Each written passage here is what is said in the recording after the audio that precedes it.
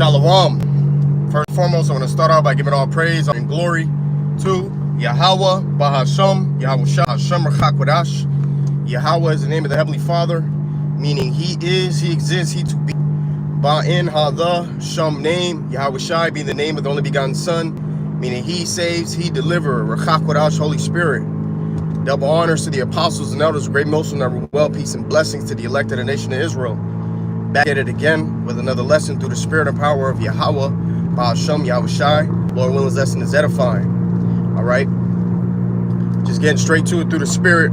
This is something that I was meditating on. We have to learn to spiritually recalibrate. All right. We got to learn spiritually recalibrate. In other words, you know, you got to know how to ground yourself, recenter, reposition. You know what I'm saying?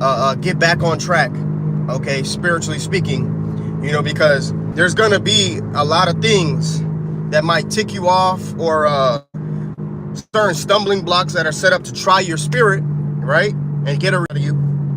You know what I mean? But you got to learn to shake it off. You know, you got to learn to recalibrate back to the state or the mode or the frequency where you operate at your best potential in the spirit. Okay, and you know, you got to have basically that mindset of next play.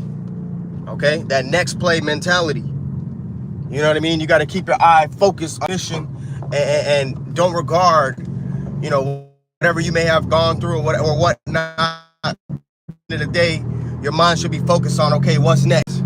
All right, yeah, that situation happened. Yeah, that may have been a stumbling block. Yeah, I could have handled myself better, or yeah, I could have shaken it off and let it go and not dwell on that certain thing. Like Scripture said, let not the sun go down upon your wrath. Right? Sometimes you you have to learn to let things go, okay, because it can hinder your potential in the spirit.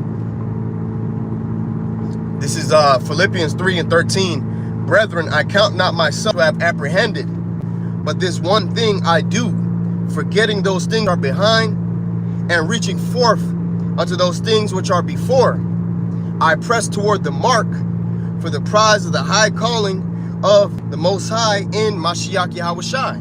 Okay? So ultimately, we are to forget those things which are behind us, man. You have to have that next play mentality.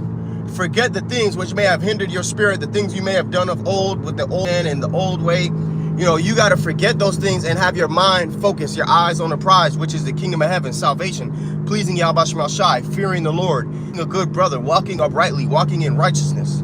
Okay, that's what our mind needs to be focused upon. All right, and anything else that may get in the way, you got to learn to just let that show. Forget it. Next play, that next play mentality. All right. And if you're wondering what next play means, right? So I searched this up on Google, and it's the AI overview.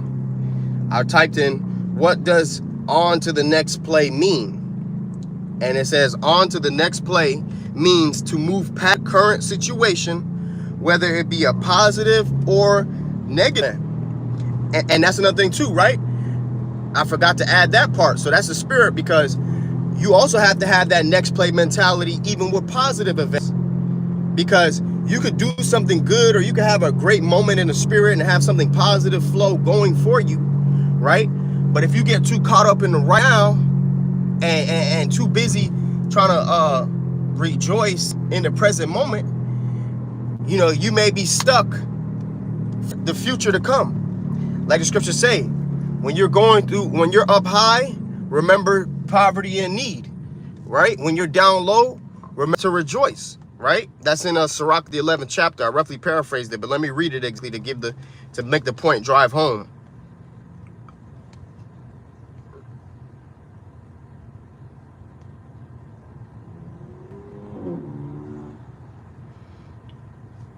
Sirach, Ecclesiastes 11 and 24. Again, say not, I have enough and possess many things, and what evil shall I have hereafter? Right? So you're living in the present of the positivity. You're not having that next play mindset because you're too busy focused on everything's good right now, everything's sweet right now, right? But it can turn bad in the next moment. So you got to stay vigilant. You got to stay ready. Okay? And it says, in the day of prosperity, there is a forgetfulness of affliction. And in the day of affliction, there is no more remember prosperity. Right? So, just like how, when you're up, you don't think about the times you were down. And when you're down, you don't think about the times you're up. That's why you have to stay balanced and always have that next play mentality where you're like, hey, what's next? Yeah, we may have had a triumphing moment in the spirit, and it's okay to rejoice in that. But don't get stuck in that moment. And a perfect analogy that helped me with this, bring it to life, so to speak, even though it already does the job. But just a further analogy to add to the edification. In boxing or in martial arts as a whole, I'm sure, but I'm going to speak about boxing in particular, right? In boxing, I remember one of my boxing coaches, he told me, he was like, one thing that you do good is that you don't just sit there and admire the punch, okay? Which basically means after you get your licks off on a dude, right? With a couple pieces, you don't just stand there and be like, ooh, I got him. Nah, you either keep your head moving, you hit your combos and then you sell, or whatever the case may be, you pivot out, right? Or you do something else. You don't just stand there and be like, ooh, I hit him, and then you just sit there like, damn, that was a good shot. Because at the end of the day, even though you may have got a clean shot on him, he can get a clean shot right back on you. Okay, that's why you got to stay active, man. All right, gotta have that next play mentality of, okay, fight's still going on. Let me not, try to rejoice right now. Let me make sure to finish first, man. That's having a next play mentality. Just like Judas Maccabees said to his soldiers. He said, hey, don't greedily come upon the spoils, seeing there's still a battle before us. Gorgias and his men are still here, but he said, fight against your enemies, then you may boldly come upon. So, hey, you got to have that next play mentality. You can't just sit there and be complacent and just think, oh, okay, I did something good, I can stop now. Nah, man. All right, it's a continuation of a pattern of good works, okay, and vice versa. Even if something bad may happen to you, hey, you don't just stop at that. You don't just get weak and give up the fight. Nah, you keep on fighting, man. All right, re-get momentum. And I remember this one time we was playing basketball. And one of the brothers, he was playing ball, and this chick, I don't remember what exactly she did to the brother, but I think she might have crossed him up, or did it like a step back and like shot the ball in front of him, like it jaded in his face, right? But very next play, when she got the ball back, the brother came and stuffed that shit.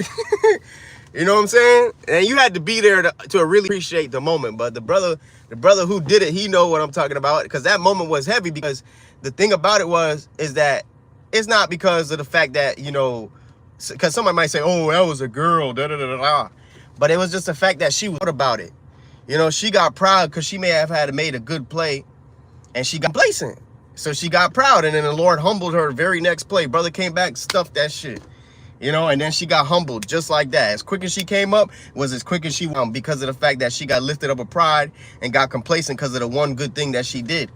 You know what I'm saying? And now it was just a little friendly game of basketball, so it ain't like, but it's just the moral of the story is that don't get complacent in this thing. You got to have that next play mentality and learn to spiritually recalibrate and recenter yourself, because sometimes you be too excited and make a bad decision because you're too excited. And sometimes you can be too low and too far down and depressed and sulking. You don't make any action at all because you're being weak-minded and you don't want to do anything, man. You just want to sit there and be sorrowful, man. But you got to learn the spirit recalibrate. Okay?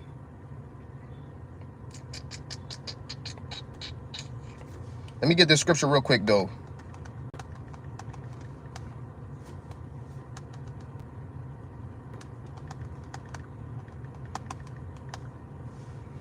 Slovakia. Ecclesiasticus 18:25. When thou hast enough, remember the time of hunger. And when thou art rich, think upon poverty and need. right? So stay balanced, man. Don't ever get too high up. Don't ever get too low down, because, hey, you got to learn how to spiritually recalibrate and stay on point, because you could be too low and forget what it was like to be up high, and you could be too high and forget what it was like to be up low. It's unbalanced. Okay, you got to stay even keeled. You know, a samurai was known for basically staying sharp at all times, whether they win in the battle or losing the battle. They staying sharp and they staying focused. Okay, like it says in the book of Philippians 4:11, not that I speak in respect of want, for I have learned in whatsoever state I am therewith to be. I know both how to be abased and I know how to abound.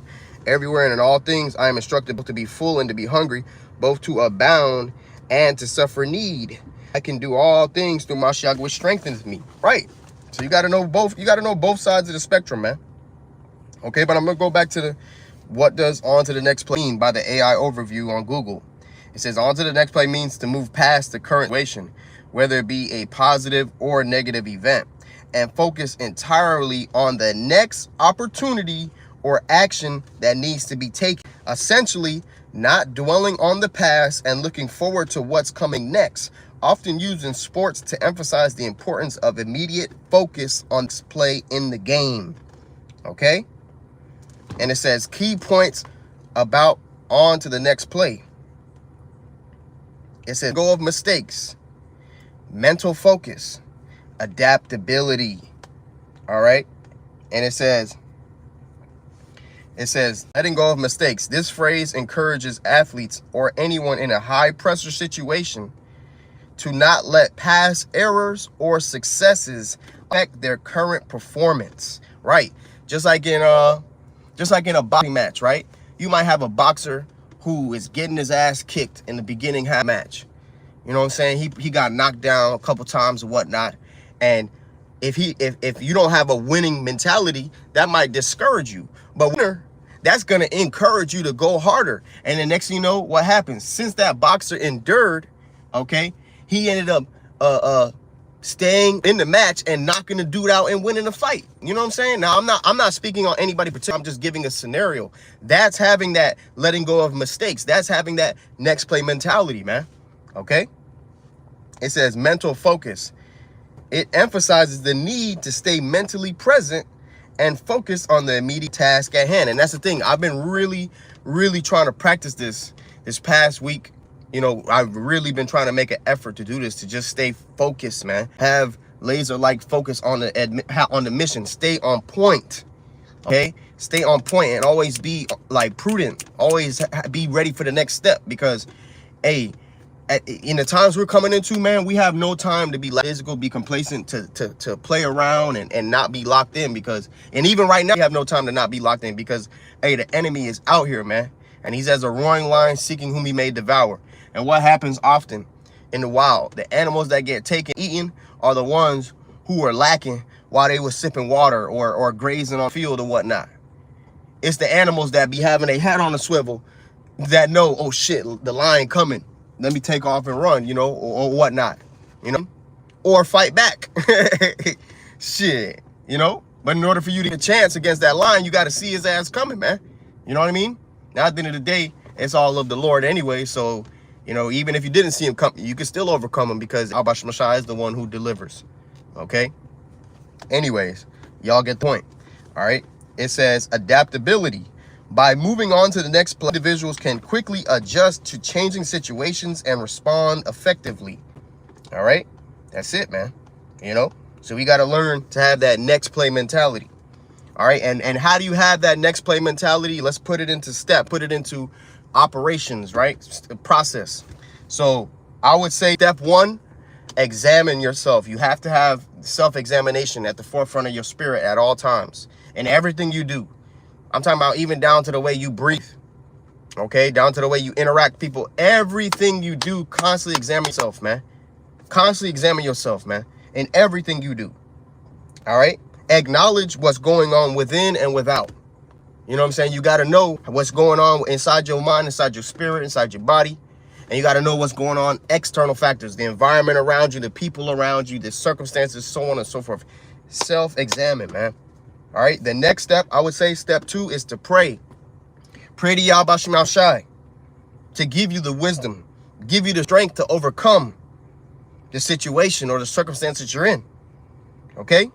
Put it on the Lord's hands, so to speak, man. Because certain circumstances are big. I know a lot of circumstances are bigger than us, man. But the fact that we leave it in the hands of Yahweh Shem Shai, there's nothing too hard for him. All right? Philippians 4:6, be careful for nothing, but in everything by prayer and supplication with thanksgiving, let your requests be made known unto Yahweh Bahashem Yahweh Shai.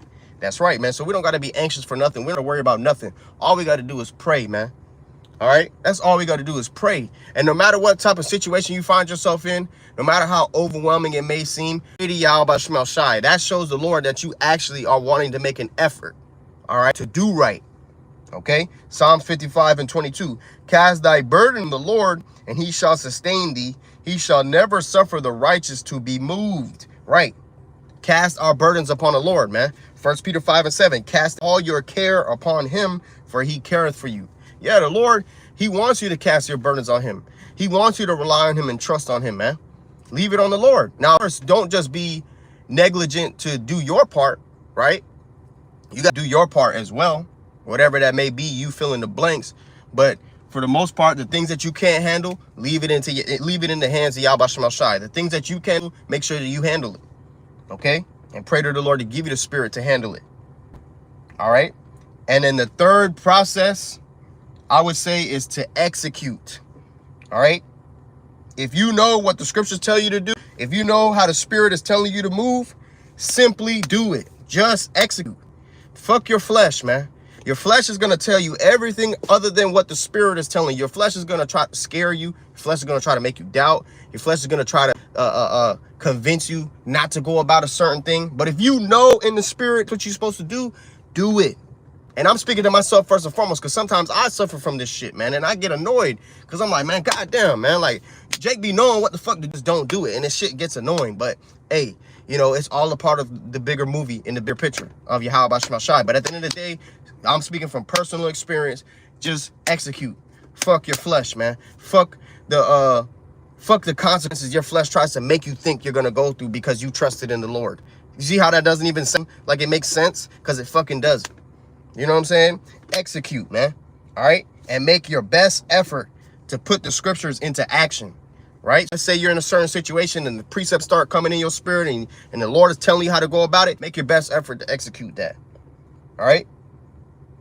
And when you apply the scriptures, it's going to put you in the spirit by default.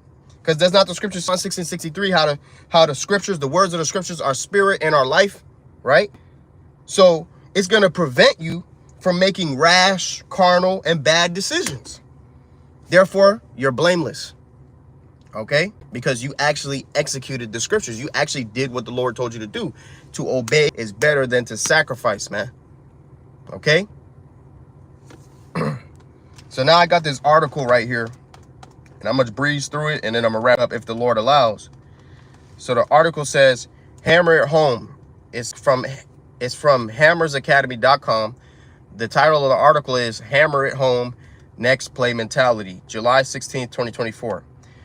Hammer it home from a coach's perspective. It says, want to take your game up a level and become a more well-rounded player? Well, you might be surprised to find that the answer lies between your ears and not between the lines. There are several physical skills developed while growing as a player. All of the technical qualities like dribbling, passing, and shooting are introduced at younger levels and are cultivated with countless hours in backyards and on practice fields. So there's no doubt honing these skills make for a talented player, but the physical side to the game only accounts for one part of what you'll need to succeed. Right? And in a spiritual sense, you can look at it as, you know, your countless hours of practice in the backyard and the field, you watching the lessons, you getting into the breakdowns, you studying the scriptures, you know, learning the Hebrew, doing things of that nature, right? And it said, other part you'll need is mental and emotional stability. Having these allow you to operate in a mindset of making the next best play. And this is something that every player can improve on. Learning how to stay even-keeled in the face of struggles and triumphs foster a next play mentality that will take you much further than dwelling on past outcomes which hinder present and future actions. The next part of the article says, building the mindset. Take it from the pros. The game is 90% mental and 10% physical. The world's top athletes practice strengthening their minds as well as their bodies. And that's absolutely true. Same thing in the truth. 90% mental, 10% physical, right? What will be that 10% physical part? You doing your lessons, you watching lessons, you studying, you learning to break, going out to camp, right? Being charitable. But the other 90% comes from how you behave yourself. Do you fear the Lord? Are you brotherly? Are you in order? You know what I'm saying? Are you behaving yourself wisely? You know what I mean? Because that's a big part of who you really are. And I said this in my lesson last night through the Spirit. The man you are off the camera matters more than the man you are on the camera. On the camera and what you do as far as the work is concerned is that percent.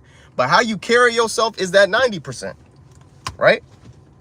And it says, acknowledging the connection between the two, the mental side of the game is essential for achieving elite performance and can be, and does not, and not the scriptures say that he who fears Yahweh Bashim Shai, let me get it. All right. Let me get it, man. Ecclesiastes or Sirach 19:24. He that hath small understanding and feareth Bashim Shai is better than one that hath much wisdom and transgresseth the law of the Most High. So it's better to have that 90%, right, and fear Yahweh Bashim Shai and execute the qualities of what a true man of the Lord is supposed to hold up of, than have that 10% and be sharp in the scriptures and watch a bunch of lessons. So that's the point on that right there. Okay. And shalom to the elect tuning in. All right. And it says,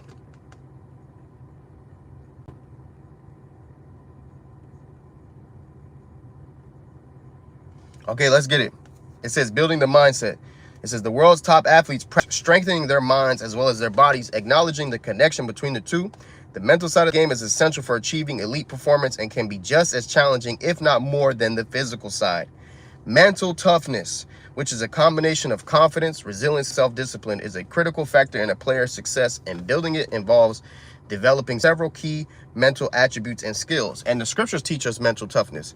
Wisdom of Solomon 8:7 says how a part of the 4 pillars of being a just man, a righteous man, is what? Temperance, justice, fortitude. Fortitude is mental toughness. Your mind is as a fortress. It's hard to be penetrated. All right. By, different adversities and demons. Okay. And it says, prudence. Those are the 4 pillars of being a righteous man. Justice, fortitude, temperance, prudence. Okay. And it says, that's wisdom on 8:7. So fortitude is that mental toughness. We need to have that in this, man. Endure hardness is a good soldier, Yahweh Shai Mashiach. Okay. Visualization, number 1. These are a part of the several key mental attributes and skills according to the article. Number 1, visualization.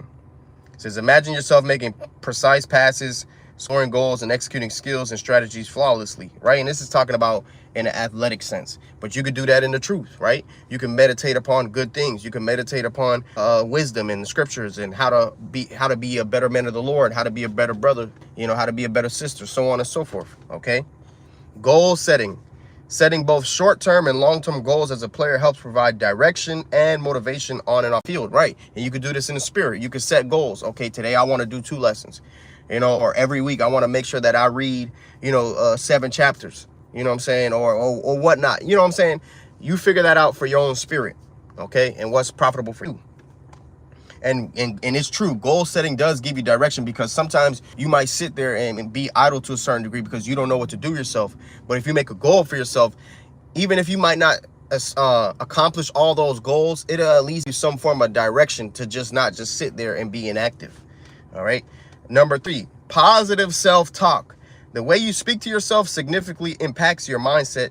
Be your biggest cheerleader. And that's absolutely true. There was even a study saying how people who work out, the ones who was having positive self-talk had like an increase in their strength and in their ability to do the exercise in comparison to the ones who did not, right? And that shows you the power of the tongue. Like in the power of the tongue is both life and death. So you can either speak life upon yourself or you can speak death upon yourself, man. Okay? So you want to have positive self-talk. Philippians 4:8 tells you the things that you should meditate upon, which is important. Our brains, our subconscious mind, all it does is mirror what you think about or what you process. So if you process negativity, your subconscious mind is going to show you that right back. Subconscious, and vice versa. You process positivity, your subconscious mind is going to bring that out, man. But you got to make sure that it all starts with your mind, your spirit, first and foremost. Okay. Number 4, mindfulness. Practicing mindfulness involves staying and fully engaged in the moment. Absolutely. Plain as said. Okay. Which goes back to self-examination. Number 5, adopting a growth mindset. Embrace challenges as opportunities to grow rather than obstacles. And that's something the brother Yawanathan and I say to each other a lot. Hey, look at adversity as an opportunity to be great. Okay? Not as a moment to shrivel down and get weak. You know? Look at adversity as an opportunity to show forth your faith in Yahweh Bashmel Shah. When you're going through hard times, you need to really be like, hey, Lord, the water for putting me through this situation, because now I can prove my faith to you and I can get better through this. Okay? That's a part of having a winner mentality, man. All right? And even when you get rebuked or you get corrected on certain things, don't get weak. Don't be faint. Oh, man, brother always, hey, you know what I'm saying? You teaching me how to get right back on the right track. Shit. Why be offended at that? Scripture say he that have knowledge will not grudge when he is reproved. If you get mad at a brother for rebuking you, you ain't fucking right. You know what I'm saying? And you need to stop being emotional. Okay? Verse 6. Number 6, accepting anxiety and jitters as normal. It says, recognize that feeling nervous before a game is natural and can even enhance performance. Exactly. The flesh is going to do what the flesh is going to do. Sometimes your flesh gets overwhelmed. You might feel anxious. You might feel nervous. You might feel even scared. But at the end of the day, like Cus D'Amato said, there's a quote by Cus D'Amato, Mike Tyson's former trainer. Mike Tyson's former trainer. He said, hero and the coward are both the same. He said, what makes the hero different from the coward is what the hero does other than the coward. He said, both the hero and the coward both feel fear, but he said the hero actually has courage to overcome his fear and do what he needs to do. He said the coward, he lets fear overtake him and he does nothing. You get what I'm saying? And that's basically what it is with accepting anxiety and jitters as normal. Hey, your body's going to react to certain things. It's just like sometimes you may get afraid of something. Something might startle you, right? You might hear a loud bang, or somebody might walk up from you behind and grab you and, you know, play a prank on you and sue. And you know who the person is, so you don't have to fear for your life, but your body might still feel that anxiety. Your body might still feel that tension. You get what I'm saying? So it's like the body's going to do what it's going to do. And a lot of times that's just a natural response to different things, right? To learn mind over matter, okay? And learn that regardless of how you feel, the job needs to be done, all right? Number 7, it says getting your first touch on the ball quickly. It says engaging with the ball early in the game helps settle nerves and establishes a connection within the match. Ultimately, be active. Be active, man. Okay? Move. Do action. Don't just sit there and allow your thoughts to get the best of you. Move, man. All right? Number 8, controlling the controllable. Concentrate on the aspects of the game that you can control, such as the shots you take, passes you make, positioning, and effort. Avoid getting distracted by external factors like the weather, opposing players, or referees, which are all beyond your control. Going back to what we said earlier through the spirit, do your part, and everything else, leave it in the hand of Bashmal Shai. What you can control it. Okay? We said that earlier through the spirit, and I didn't even know that the article said that. You know what I mean? Or at least I didn't remember. Anyways, the next part of the article, it says solidifying next play mentality. It says adopt a mindset where you can quickly move on from setbacks and triumphs and focus on the next opportunity at hand. The game is so fast-paced and constantly changing, so dwelling on errors or successes can hinder your performance by taking out of the present moment. Learn from each play quickly and be ready for the next one. If you come up short, learn from it, let it go, and do your best the next time. If you succeed, be grateful and continue seeking ways to further improve. Staying in the neutral zone, being neither too high nor too low, helps you remain focused, adaptable, and consistent. By integrating these mental training skills and strategies, you can start to build a strong foundational mindset that supports your physical abilities and leads to greater success on and off the field. So that's all in all the article right there. And that's the type of mindset we need to apply in this truth, man. Learn to spiritually recalibrate. No matter what situation you go through, learn to recenter yourself and lock right back in and focus on the task at hand, which is serving Yahweh Bashmel. All right? And, you know, just like the elder apostle Ramlab said, you're only as good as your last work, right? Yeah, you may have did a lesson yesterday, but did you do one today? Yeah, you may have read, but did you read today? Yeah, you may have prayed yesterday, but did you pray today? Okay? It's all about daily putting forth the effort to fight for your salvation, man. Okay? You could have had a fire-ass week in the spirit last week. You was on point. You had precepts. You know what I'm saying? You was spirit, right? Lord was blessing you. And then next week, Lord could put some hell on you. Are you going to keep moving forward with that righteous zeal, that fervency in serving Yahweh Shem Shai, or are you going to get weak and blame it on because you had a hard week, man? And I know shit happens, so I'm not saying that every week is going to be a great week. I understand. Shit does happen. But at the end of the day, we have to learn to fight, okay? Fight and stay consistent with, you know, doing the right thing, man. Keeping a pattern of good works, as the scriptures say, you know? All right? Or at least praying to Yahweh Shem Shai to give us the spirit to do so, because we know at the end of the day, the only one controlling everything going down is the Lord. So we only can move however he puts it in our spirit to move. That's why we need to trust in him at all times. Okay, point on that right there. Lord willing, this lesson is edifying. I want to give all praise, honor, and glory to Yahweh, Bahashem, Yahushai, Bahashem, Rechakwadash. Double honors to the apostles and elders, great Muslim, never well, peace to the elect in the nation of Israel. Shalom, Abba, Kwam Yasharallah. Shalom to the elect tuning in.